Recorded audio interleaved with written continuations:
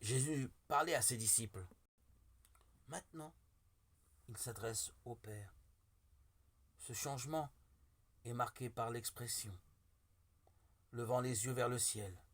Selon la mentalité juive, le ciel peut symboliser Dieu. Même Jésus se tourne ainsi vers Dieu, comme il l'a fait devant le tombeau de Lazare. Il introduit sa demande de glorification par le vocatif Père.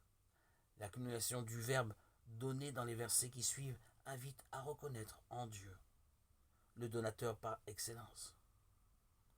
Père était aussi l'exorde de deux prières précédentes de Jésus. On constate que toutes trois sont prononcées face à la mort, dans la certitude qu'elle sera surmontée. La première au moment de rendre la vie à Lazare, 11, 41-42.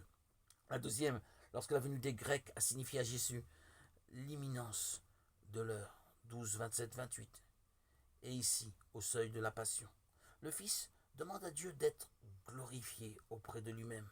Il demande le retour à la gloire qu'il avait auprès de lui. En obéissant jusqu'à la croix, le Christ retrouve la gloire qu'il avait en Dieu, avant que le monde fût.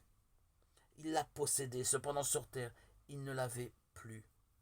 Il la recevra de nouveau, au terme de sa Pâque.